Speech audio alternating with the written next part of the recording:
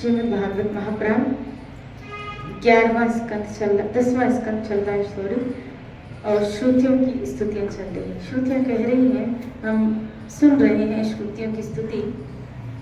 हे भगवान, लोग सतो रजो तमो इन 3 गुणों की माया से बने हुए अच्छे बुरे भावों या अच्छी बुरी क्रियाओं में उलझ जाया कर रहते हैं, परंतु आप तो इस माया के स्वामी, उसको नचाने वाले हैं।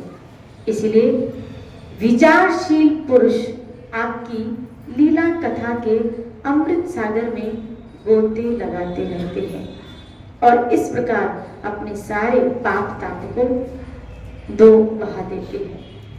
क्यों न हो, आपकी लीला कथा सभी जीवों के माया जाल को नष्ट करने में सक्षम है। श्री राधे बोले। जिन महापुरुषों ने आत्मज्ञान के द्वारा अंतःकरण के राग द्वेष आदि और शरीर के कालकृत जरा मरण आदि दोष मिटा दिए हैं और निरंतर आपके स्वरूप की अनुभूति में मग्न रहते हैं, जो अखंड आनंद स्वरूप है, उन्होंने अपने पाप ताप को सदा के लिए शांत भस्म कर दिया है। इसके विषय में तो कहना ही क्या। हे भगवान, इन प्राणियों के जीवन की सफलता इसी में है कि वो आपका भजन करें। श्री राधे बोले। जीवन की सफलता इसी श्रुतियां कह रही है। इस जीवन की सफलता इसी में है कि आपका भजन किया जाए, आपकी आज्ञा का पालन करें। यदि वे ऐसा नहीं करते तो उनका जीवन व्यर्थ है। उनके शरीर में श्वास का चलना ठीक वैसे ही है जैसे लोहार की दुकनी में हवा का आना जाना। और ये बात ब्रह्मा जी ने भी कही। श्री राधे बोले। यही बात से इसी भागवत में ब्रह्मा जी ने भी कही है कि अगर वो आपका भजन नहीं करता, आपकी भक्ति नहीं करता, तो उसका श्वास लेना ऐसे ही है जैसे हवा की, नहीं वो गांव में होते हैं लोहार की धोकनी, वो ऐसा लगता तो है सांस ले रही है लेकिन झड़ है। श्री राधे बोले। इसी तरह ये चलते फिरते मनुष्य अगर भजन नहीं करे, और भगवान की आज्ञा क्या है, यहाँ तो कहा आपकी आज्ञा का पालन करें। भगवान की आज्ञा क्या है, और गीता में उन्होंने अपनी मंतव्य, अपनी आज्ञा बता दी। गीता में उन्होंने अपनी आज्ञा एक जगह नहीं 2 बार वो श्लोक आए, 2 बार वो श्लोक आए। क्या? मन मना भगवद भक्तो मदयाजी माम नमस्कुरु माम एव एष्यसे सत्यम ते प्रतिजाने प्रियो। ये भगवान की आज्ञा है, ये आज्ञा है हमारी। क्या? अर्जुन तुम मेरे भक्त बनो। श्री राधे बोले। उनकी आज्ञा है ये, मुझे नमस्कार करो, उनकी आज्ञा है। मेरे ही आगे अपने सर को झुकाओ, ये उनकी आज्ञा है। उनका भक्त बनना, उनके आगे सर को झुकाना, उनके आगे उनको ही प्रणाम करना, ये उनकी आज्ञा है। और तो और उन्होंने कह दिया सबको छोड़ के मेरी शरण में आ, ये उनकी आज्ञा है, ये उनकी आज्ञा है। और अगर कोई जीव इस आज्ञा का पालन करता है, देखो ब्रजवासियों ने भगवान की आज्ञा का पालन किया और इंद्र की शरणागति छोड़ के, इंद्र की पूजा छोड़ के उन्होंने गोवर्धन की पूजा स्वीकार की। ये भगवान की आज्ञा को उन्होंने माना, नुकसान में नहीं गए, फायदे में नहीं गए। उल्टा क्या हुआ, इंद्र को भी आगे चल के इनका साथ देना पड़ा। ब्रजवासियों की महानता को स्वीकार करना पड़ा। जो ईश्वर के शरणागत हो जाता है, जो प्रभु की शरण में आ जाता है, वो महात्मा बनता जाता है। वो आत्मा नहीं रहती, अब वो जीवात्मा महात्मा की कैटेगरी में आ जाती है जब वो भगवत शरणागति की तरफ बढ़ता है, जब वो भगवत भजन की तरफ बढ़ता है। आप देखो जीवन का मूल्य ही, जीवन की सफलता ही ये कही गई कि आप भजन करें, हम सब भजन करें, हम सब उसको याद करें। हमारे पूरे दिनचर्या में, हालांकि भक्तों का जीवन तो ऐसे होना चाहिए कि हर श्वास बिना उसके भजन के न छूटे। लेकिन अगर देखा जाए एक दिन में कितने पहर होते हैं? बोलो 8 पहर होते हैं। और एक पहर में कितने घंटे? 3 घंटे। समझना। और कबीर जी ने एक दोहा कहा, 4 पहर धंधों की और 4 पहर रहो सोई, हीरा जन्म अनमोल था कोड़ी बन के खोई। फिर कहा, राम नाम पल भर न लियो तो मुक्ति कहाँ से होई। तो 4 पहर सुबह के हैं, 4 पहर रात के, 4 पहर दिन के हैं, 4 पहर रात के।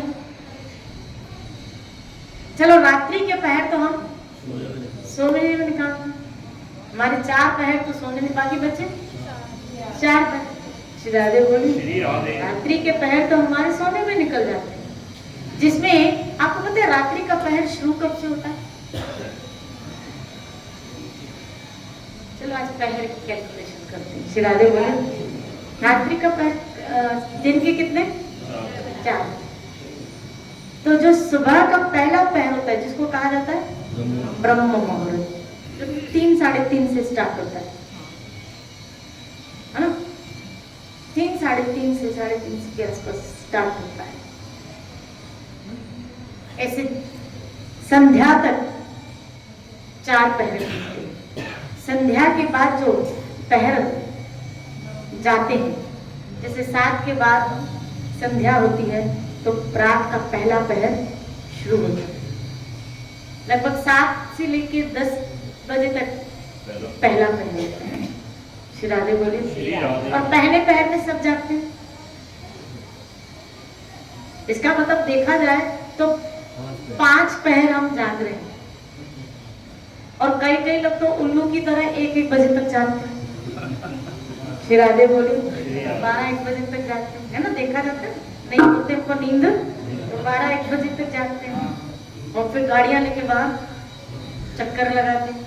सारे कैफे शॉप भरे हुए होते हैं। सारे जितने कैफे शॉप है ना, आप देखो 12-1 से पहले बंद नहीं होते,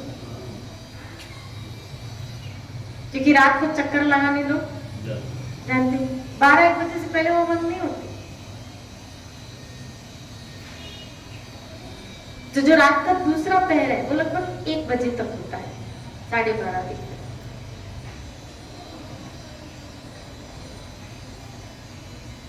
अब आप सोचो, आप विचार करो कि लोग 6-7 पहर तक तो फिर जाग ही रहे। चलो आप मैं मानो कि 10 बजे सो जाते हैं, वक्तों की बात अलग है। मेरी तो 9 बजे ये बत्तियां बंद होती हैं।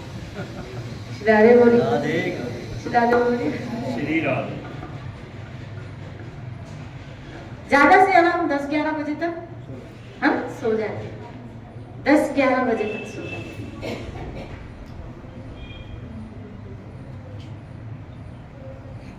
तो इस हिसाब से तो हमें, अगर हम 6-6 पहर जाग रहे हैं और एक पहर अगर 3 घंटे का है, तो इस हिसाब से तो 17-18 घंटे हम जाग ही रहे हैं।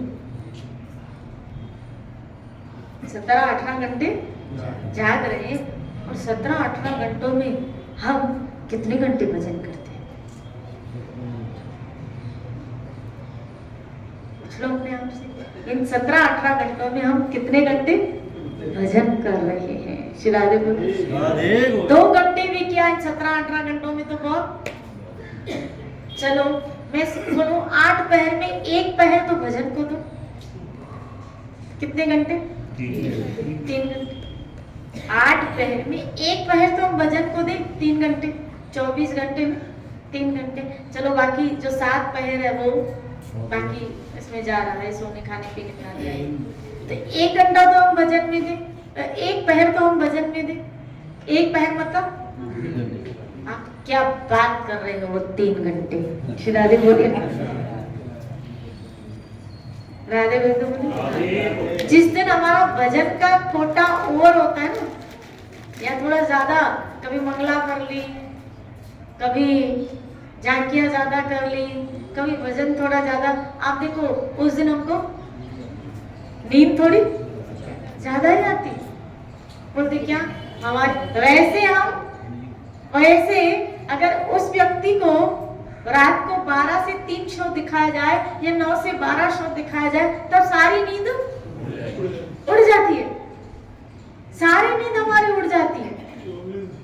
श्री राधे बोले। लेकिन जब भजन थोड़ा उसमें से कटौती करते हैं हम नींद की, या थोड़े जागते ज्यादा हैं, तो आप भजन के लिए, अगर भोग के लिए जाग रहे हैं तो कुछ नहीं हो रहा है। जैसे घर में शादियां मुरादियां होती है, आप देखो नहीं होती है, तो गेस्ट आते हैं, मेहमान आते हैं, अपन उनके साथ बैठ जाते हैं, कितने घंटों बैठ जाते हैं, कभी कभी तो पूरी पूरी रात बैठ जाते हैं। बोला ऐसे ही तो मिलते हैं, वैसे हम थोड़ी मिलते हैं, चलो बैठो और क्या लगाओ, गप्पे लगाओ। ऐसे शादी मुरादियों में तो हम मिलते हैं, श्री राधे बोले, और हम बैठ जाते हैं, और वहां हमारी नींद उड़ जाती है, वहां हमारी नींद उड़ जाती है। तभी बापू जी कहते हैं, क्या बापू जी का एक सूत्र है, बापू जी कहते हैं, अपनों के साथ समय का पता नहीं चलता, अपनों के साथ समय का पता नहीं चलता, लेकिन समय पे ही अपनों का पता चलता है। समय पे ही अपनों का पता अपनों के साथ समय का पता नहीं चलता, लेकिन समय पे ही अपनों का पता चलता है। जब समय आता है ना, विशेषकर जब खराब समय जीवन में आता है, तब अपनों का पता चल जाता है कितने लोग हमारे अपने, कितने कंधा देने वाले, कितने उठाने वाले।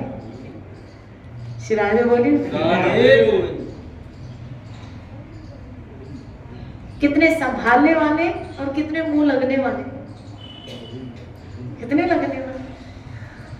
और कई लोग तो मुसीबत के वक्त पंछी की तरह उड़ जाते, दिखते ही नहीं है, दिखते ही नहीं है, दिखते ही नहीं है। श्री राधे बोले, कबीर जी के जीवन चरित्र में आया ना कि जब उनका एक साधु आया, कबीर जी के जीवन चरित्र एक साधु आया, कबीर जी कपड़ा बेच रहे थे, तो साधु ने कहा, भाई मुझे थोड़ा पहनने के लिए कपड़ा दोगे? तो बोला आधा थान कबीर जी ने फाड़ के दे दिया।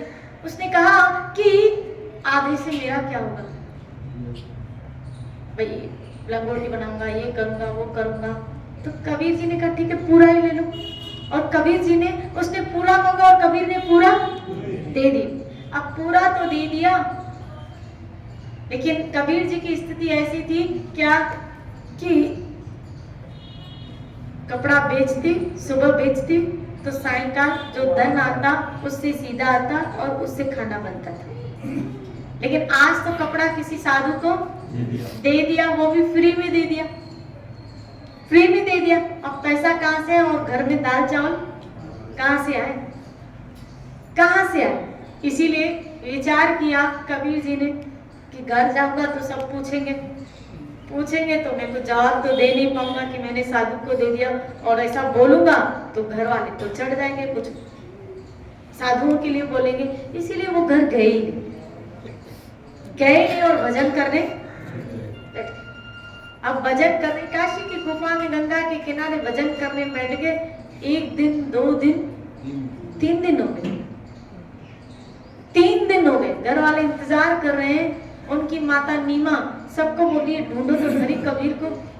3 दिन हो गए, कबीर का कुछ अता पता नहीं। श्री राधे बोले कहाँ गया कबीर, कहाँ गया? और भगवान को चिंता हो गई क्या कि घर की गाड़ी कैसे चलेगी, इसके तो घर में कुछ है। श्री राधे बोले कबीर के चरित्र में आया। और जैसे ही भगवान कबीर का रूप बना के असंख्य धन संपत्ति, सीधा सामान, गाड़ियां बढ़ बढ़ के लाते हैं, तब सारे रिश्तेदार वापस आ जाते हैं। 3 दिन तक किसी ने पूछा भी नहीं, वो बेचारे भूखे मर रहे हैं क्या, 3 दिन कोई आया भी नहीं। और इतना भगवान ने दिया, इतना भगवान ने दिया कि नीमा को किराए का मकान लेना पड़ा वो सामान रखने के लिए। इतना सामान ठाकुर जी लेके आए। यहाँ तक कि नीमा कह रही है क्या भैया तुम काशी में और भी कोई कबीर होगा, मेरा बेटा तो ठक्कड़ है, क्या हम रोज बेचते हैं, रोज खाते हैं, वो उसका सामान ये नहीं होगा, किसी साहूकार कबीर का होगा, उसका नहीं होगा, आपको गलतफहमी हुई है। बोला नहीं मैया, ये रामानंद जी का शिष्य है ना कबीर, उसी का ही घर है ना? बोला हाँ। श्री राधे बोले बोला ये उसी का ही घर। अपनी भक्त की खैर खबर लेने ठाकुर जी आ जाते हैं, गोविंद आ जाते हैं। लेकिन कहने का तात्पर्य है रिश्तेदार तभी आए जब सामान आया। क्या लेने के लिए? बोला ले। ब्राह्मण आए, साधु संत रिश्तेदार सब आ गए उस पंछियों की तरह, क्या कि अब इसमें से हिस्सा। जब देने की बारी आती है ना सब उड़ जाते हैं, और जब लेने की बारी आती है ना वो सब आ जाते हैं, सब आ जाते हैं। श्री राधे वही बात बाज पक्षी की आई, क्या कि वो मांस का टुकड़ा लेके उड़ रहा है और सब दत्तात्रेय कह रहे हैं कि सब उसके पीछे दौड़े, और ये बाज सोच रहा है मेरे पीछे ये सब मुझे नोच क्यों रहे हैं, मुझे चोंच क्यों मार रहे हैं, मुझे क्यों मारा जा रहा है। तब पता चला ये मांस का टुकड़ा है ना, इसीलिए मुझे नोचा जा रहा है, मुझे मारा जा रहा है। इसको पकड़ने के लिए सब मेरे पीछे है, मेरे पीछे नहीं है। याद रखना, आपके पीछे नहीं है, आपके पीछे जो आपके पास मांस का टुकड़ा है ना, स्वार्थ रूपी उनका, वो लेने आ रहे हैं हमसे, वो ले, हमारे पीछे नहीं है, हमारे पीछे नहीं है। अब सेवा करने की जब बारी आएगी देखना कौन आपके पीछे, देख लेना। एक पानी का गिलास नहीं हमको पिलाते, श्री राधे बोले। वैसे फोन के ऊपर फोन करते हैं, कहाँ हो, कहाँ हो, कहाँ हो, बताओ ना कहाँ हो, भाई फलानी जगह। फोन नहीं कर सकते थे, हम टेंशन कर रहे हैं तुम्हारी, हम चिंता, एक फोन नहीं कर सकते थे। श्री राधे बोले, क्यों बेटा, आज तुम्हें हमारे फोन की जरूरत पड़ रही है, आज हमारे कांटेक्ट की जरूरत पड़ रही है। क्यों? कुछ न कुछ स्वार्थ अटका है, कोई न कोई हड्डी अटकी है। श्री राधे बोले, स्वार्थ निकल जाएगा ना तो ये सब निकल जाएगा। ये फोन वोन करना, और फिर आप फोन भी करेंगे ना तो काट देंगे, क्या बोलो, काटो, कुछ ना कुछ मांगेगा, कुछ ना कुछ बोलेगा, कुछ ना कुछ कहेगा, हमारा फोन बोलो काटा जाएगा। राधे गोविंद बोलो, बोलो ना राधे। ये मनुष्य जीवन भजन करने के लिए मिला है। श्रुतियां यहाँ सुंदर बात कह रही हैं, क्या कि इस जीवन की सार्थकता इसी में है कि इसे जीवन जोबन राजमल अविचल रहा न कोई कबीर, जो दिन जाए सत्संग में जीवन को फल सोई।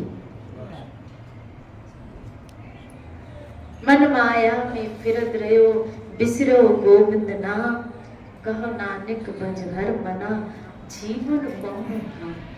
तुम्हारा किसी काम का जीवन नहीं है अगर तुमने गोविंद का भजन नहीं किया। इसीलिए भाई, अगर 8 पहर में 1 पहर ठाकुर जी को दिया जाए तो तुम्हारे 7 पहर सार्थक हो जाएंगे। 1 पहर ठाकुर जी को दिया जाए, क्योंकि ये 7-8 पहर दिए तो ठाकुर ने उस 8 पहर में जिस ठाकुर ने आपको दिए उसमें से निकाल के 1 पहर उसको 3 घंटे दे दो। 3 घंटे नहीं तो आधा तो दे दो, 1.5 घंटा, 1.5 घंटा नहीं तो बोलो ना, क्या मैं आपके मुख से सुनना चाहती हूँ, कितना देना चाहती हूँ? श्री राधे बोले, कितना? 2 घंटे। अरे वाह, और 2 घंटे बस, 2 से ज्यादा नहीं, शराफत से बोल दिए 2 घंटे। श्री राधे बोलो, बोलो ना श्री राधे। 2 घंटे ठीक है, ये भी अच्छी बात है, ये भी अच्छी बात है,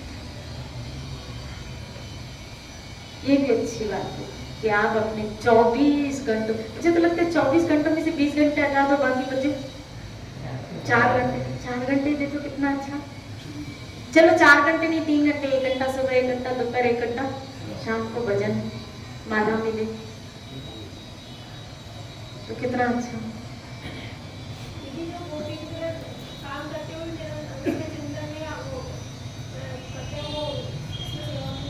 आता है, किसने कहा नहीं आता? ये कर्म में नाम जुड़ा, हाँ? जब आपके कर्मों में भी नाम, किसने कहा नहीं आता? अगर आपके कर्मों में भी नाम जुड़ जाए, 24 घंटे में भजन, कर्मों में नाम जो, वो तो शैली सीखनी है आपको, वो तो करनी ही है। क्योंकि देखो काम को छोड़, एक शब्द ऐसे बताया था कि जैसे सुनते ना पढ़, भगवान का नाम लेते रहो, नींद आ गई, सुबह उठते हैं भगवान का नाम लेते गए, तो जो जितना टाइम बचा ना वही भगवान का। राम जी तो कहते हैं, हमें समझाते हैं कि जब आप खाली विचार भी करते हैं भजन का, आपने खाली सत्संग का विचार भी किया, विचार अभी आया, अभी आए नहीं, आपका मीटर वहीं से चालू। गोस्वामी जी ने एक पुस्तक में लिखा है कि जब आप विचार करते हैं भजन करने का, तो अपने शरीर में जो ये कलमश है, कीड़े मकोड़े की तरह कलमराते हैं, ये तो भजन करने लग जाएगा तो हमारा क्या होगा? ऐसा उन्होंने गोस्वामी ने लिखा है पद्यावली के। पद्यावली के तो आप देखो जरा कि अगर विचार भी आ जाता है नाम का, प्रभु के भजन का, तो आपका सत्कर्म का विचार भी आ जाना, वहां से आपका मीटर चालू हो जाएगा। और पाप कर्म जब तक प्रैक्टिकल ना करो, कितनी रिबेट दी है। मैं तो सोचो भगवान ने हमारे कलयुग में जन्म लिया है, माना दूषित युग है, लेकिन दूषित युग है उसके साथ एक बहुत बड़ा फायदा भी है कि इस कलिकाल में खाली आपको भजन का विचार भी आता है ना, आप सोचते भी हो, वहां से ही आपका मीटर चालू हो रहा है। जब तक आप प्रैक्टिकल पाप नहीं करते उसका दंड नहीं है, और जब तक आप जैसे ही आप सत्कर्म के लिए सोचते हैं आपको उसका पुण्य का फल मिल जाता है। खाली आपने सोचा, बहुत छूट, क्योंकि जानते हैं भगवान कलयुग में जीव आलसी है, क्योंकि जानते हैं कलयुग में आयु भी कम है, आयु कम है, आलस्य है, प्रॉब्लम्स विघ्न बाधाएं ज्यादा है, उलझा हुआ। आप देखो ना यहाँ पे कहा ना, छूते क्रियाओं में उलझा पड़ा है, और इस बीच उसको कुछ तो रिबेट मिलना चाहिए जिसके द्वारा उसका परमार्थ, उसका आवागमन का चक्कर मिटे। इसीलिए बहुत सहज और सरल रास्ता निकाल के रख दिया, कौन सा? भजन का, भजन का रास्ता। श्री राधे बोले, मैं सच कहती हूँ क्योंकि मैंने अपने जीवन में ऐसे कई लोगों को देखा है। अब 4 दिन पहले ही, दो दिन पहले की बात है, कल की बात है, कल परसों की बात है, हमारे कुछ डेवोटीज, कुछ माताजी आई, वो कुछ और पंथ से हैं, तो वो भजन कर रहे थे। उनकी भजन की शैली दिखा, ध्यान यानी मेडिटेशन। तो उन्होंने मुझे प्रश्न किया, मुझे कहा भक्ति बहुत मुश्किल है, हमारे बस की बात नहीं, भक्ति बहुत मुश्किल है, बहुत मुश्किल है, बहुत मुश्किल है। मैंने कहा जिस मेथड से आप कर रहे हो तभी मुश्किल है, आप मेथड गलत चुने हुए। शिरादे बोले ना, बोला नहीं, बहुत कोशिश करते हैं मन लगाने की। मैंने कहा कैसे? तो बोला हम ब्रह्म मुहूर्त में उठ जाते हैं सुबह। अच्छी बात है, हम ब्रह्म मुहूर्त में उठ जाते हैं और हम मौन हो जाते हैं, और मौन होके राधे बोली, मैं अगर आपकी जगह होती तो मैं कहती हाँ मैं सो जाती हूँ। राधे बोली, बोलो ना श्री राधे। बोला फिर हमें जो मंत्र दिया गया, बोलो मंत्र दिया गया, बोला क्या? उस मंत्र का हम ध्यान करते हैं। मैंने कहा फिर उसका भजन क्यों नहीं करते हो? ध्यान करते हो, किसी भी चीज का ध्यान हो भी ब्रह्म मुहूर्त में उठ के। पहली बात तो ब्रह्म मुहूर्त में, ये तो शाबाश है आप लोगों को, ब्रह्म मुहूर्त में उठ जाते हो। इन्होंने तो मुझे बताया कि मैं 2 बजे उठ जाता हूँ। श्री राधे बोले ना, आप देखो ऐसे भी महापुरुष हमारे बीच में जो रात के 2-2 बजे उठ जाते हैं, और हम जैसे लोग पापी जी सोए रहते हैं। श्री राधे बोली, बोलो ना श्री राधे। और आप सोचो जरा कि ब्रह्म मुहूर्त में उठना ये भी कोई आसान बात नहीं है। अब उठना और फिर उसके ऊपर ध्यान करना। अब मैं मंदिर में सेवा कर रही थी ठाकुर जी, और वो माता जी बैठी थी, और ऐसे नहीं कोई जबरदस्ती आंखें बंद करके बैठा, ऐसे मंदिर के सामने ऐसे आंखें बंद करके बैठी, बिल्कुल मैं सोच रही थी, विचार कर रही थी, मैं सामने ठाकुर बैठा है, इतना सुंदर गोविंद बैठा है और ये आंखें किसका ध्यान कर रही है? श्री राधे बोले किसका ध्यान कर, सामने तो जिसका ध्यान करना चाहिए वो तो सामने बैठा है, जिसका ध्यान करना चाहिए वो तो सामने बैठा है और ये आंखें बंद करके बैठी है क्या कि भगवान का ध्यान। तुम्हें तो अभी यही नहीं पता चला कि भगवान कहाँ है। क्यों मुश्किल है तुम्हारे लिए भक्ति? क्यों? क्योंकि तुमने पद्धति बहुत मुश्किल चुनी। अब हमें कहा जाए ध्यान करो, हम ठाकुर जी के सामने बैठ जाए और उसके गुणों का गान, वाह ठाकुर आज क्या लग रहे हो, कितना प्यारा है श्रृंगार तेरी ले लूं नजर, कितना प्यारा है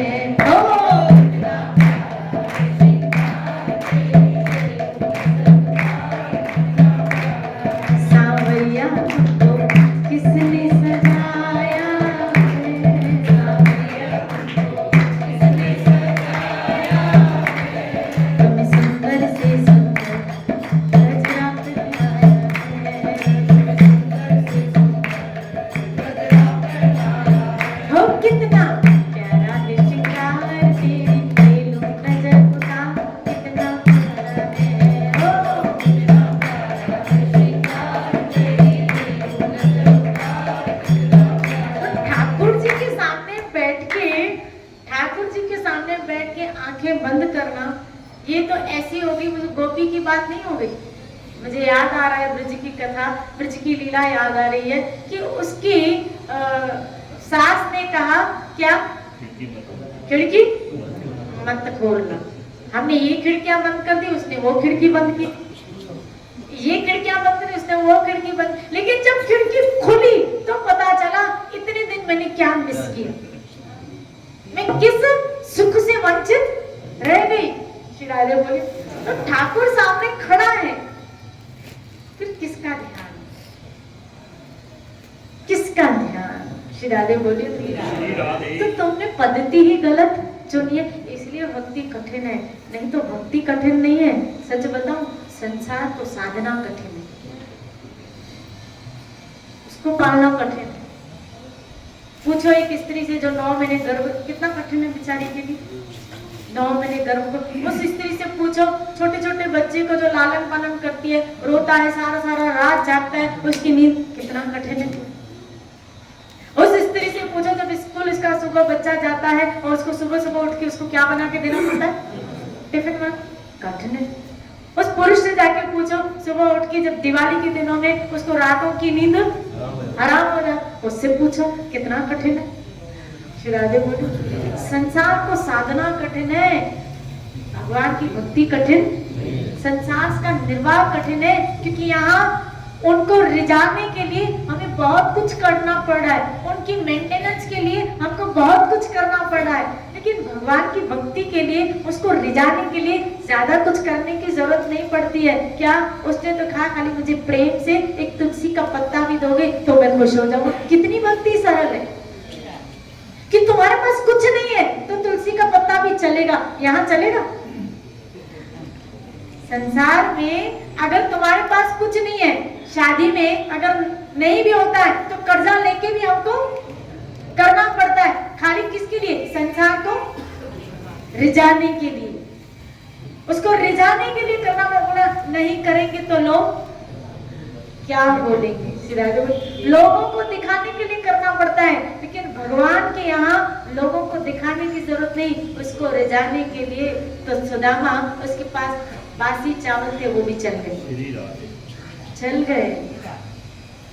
श्री राधे बोले कभी सत्संग में क्या हमारे यहाँ गेस्ट आए, हमको उनको पनीर खिलाना पड़ता है, 5-6 आइटम सब्जियों के बनाने पड़ते हैं, नहीं बनाने पड़ते बता। श्री राधे बोले करना पड़ता है, आओ भगत करनी पड़ती, और खास करके जमाई राजा आए तो, कुंवर सा आए तो। श्री राधे बोले कुंवर सा आए तो फिर तो अब मैं क्या बोलूं, क्या क्या करना पड़ता है। श्री राधे बोले और अगर उसके साथ ना बैठो थोड़ी देर, हमारी तो इज्जत ही नहीं है। श्री राधे बोलिए। फिर आए, अगर दूर से आए तो उनको घुमाने के लिए लेके जाओ वो जगह पे। अगर वो बाहर से आए, दूर से आए, तो फिर आपको उनको घुमाने की भी व्यवस्था, उनके टिकट की भी व्यवस्था, उनके लिए गाड़ियों की भी व्यवस्था सब आपको करना पड़ता है। और उसके बाद भी पूरी तरह हम खुश उनको नहीं कर पाते, नहीं कर पाते। श्री राधे। बहुत मुश्किल है इस जगत को खुश करना, मुझे तो ऐसा लगता है कि संसार को खुश करना, राजी करना बहुत मुश्किल है, और मेरे ठाकुर को राजी करना बहुत आसान है। मेरे गोविंद को राजी करना बहुत आसान। ये तो मुझसे ज्यादा तो ये एक्सपीरियंस आपको हुआ होगा, क्योंकि मैं तो खुशी ही नहीं। श्री राधे बोली ना। और फिर भी लोग संसार को करना चाहते हैं, क्या एफर्ट्स लगे उसमें, भक्ति नहीं करना चाहते हैं इजी, क्योंकि हालांकि भक्ति इजी है, इसको राजी करना बहुत इजी है, इसको खुश करना बहुत इजी है। और देखो भक्तों को तो इस चीज का, अब कबीर को अनुभव हुआ ना, अनुभव हुआ उसको कि कितना वो जल्दी मुझसे राजी हो गया, खुश हो गया। फिर भी हम कितने मुंह चढ़े लोग हैं क्या कि इस जगत को खुश करना चाहते हैं। श्री राधे बोले। वो बोले हमें ठोकरे मारे, गालियां दे, दुत्कारे, हमें हर्ट करे, हमारा कहा नहीं माने, हमारी बेइज्जती करे। श्री राधे बोले। फिर भी हम उनको चिपके रहते हैं। श्री राधे बोले। बोलो ना श्री राधे।